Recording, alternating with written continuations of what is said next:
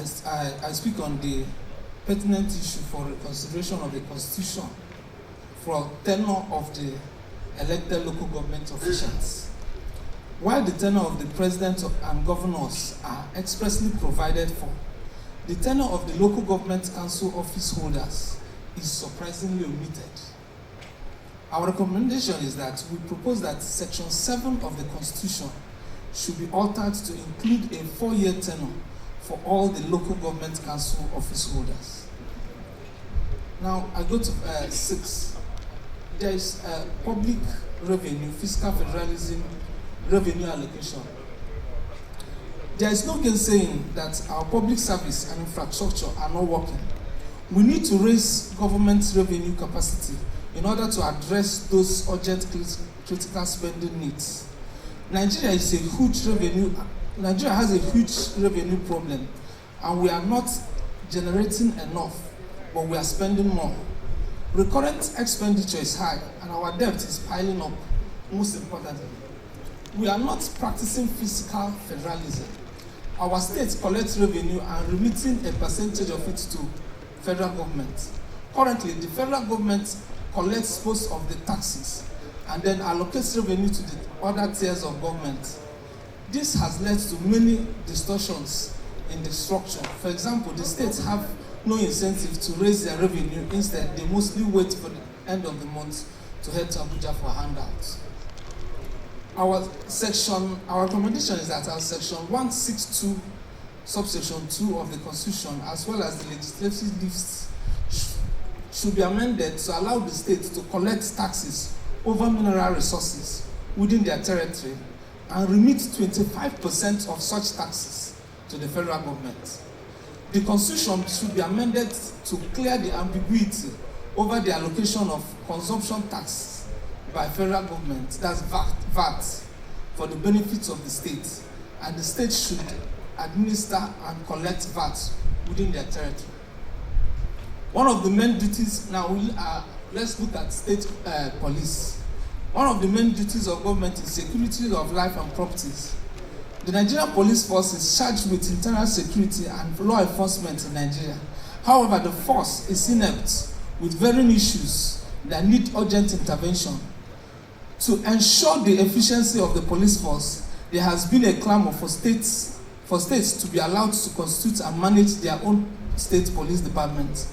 However, this must be done following practical rollout plan in order to forestall an exacerbation and multiplication of current issues with federal law enforcement and state level. Our recommendation is this. We recommend that a pilot state police program be run in economically viable states for a period of 4 years. Furthermore, any state that is desirous of establishing a state police must demonstrate the ability to fund such departments. Also, a state police service commission with clear oversight powers and ability to discipline erring officers must be established within any state police department. In the event of gross mismanagement or abuse of power by a state police, by state police departments, the Attorney General of the Federation shall have powers to approach the Supreme Court for an order directing his or her office to take over the administration of such state police department until the state demonstrates the ability to remedy and prevent the occurrence or abuse. Now, I have also looked at, through yesterday and today, we've looked at issue of gender and some other issues around there, so I wouldn't go that way. So, but I want to point our attention to what we call quota system. Your Excellency, this in 2020, the cutoff mark for Unity School admission for Enugu State was 138 over 200. Meanwhile, the same cutoff mark for the same exam council for Jigawa State was 34 over 200. In 2006, Enugu State had a cutoff mark of 126 over 200. Meanwhile, Zamfara had 11/200. So if I have a child that scores 137/200, that child is denied admission. And another child who has 11/200 gains admission. I am not talking about gender. It's also part of it. But I want us, this practice does not engender, it does not foster the principles of fairness. It does not foster the principle of equity. Our reward system, we are victimized because of our state of origin and what have you. I recommend, therefore, that every section of our constitution that promotes such be expunged. We are Igbos.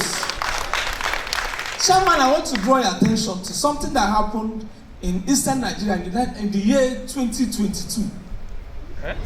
Yes, in Eastern Nigeria in the year 1922. Sorry. A group of people came here and bought slaves. And those slaves were taken to Georgia, America. As I'm talking, you can Google it. They looked at where they are, and it occurred to them that they have come here as slaves. And they conspired around within themselves and said that they came here by water, and they are going back by water. And they all went back into the sea and were drowned. Now, these are people that looked at themselves and said, we will never accept to be second-class citizens in a state as far as America. I wonder how come we are accepting to become second-class citizens in Nigeria, where our forefathers who didn't go to school went to America and chose to die than to consider themselves second-class citizens in America. We refuse this and everything it comes with. So I want to plead with this honorable house. Everything that has to do with gender does not promote hard work.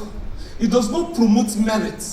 No, I served in the North and I interfaced with most of them. And they are not dogs, they are not fools. They know what they are doing. It's just that sometimes there is a deliberate attempt by some elites to create an enabling environment where they cannot make progress. But it is not so here. So I want to plead with this honorable house, any issue that has to do with quota system, because when it comes to job and judicial appointment, they are not educationally disadvantaged. When it comes to giving a juicy appointment, they take the best of it.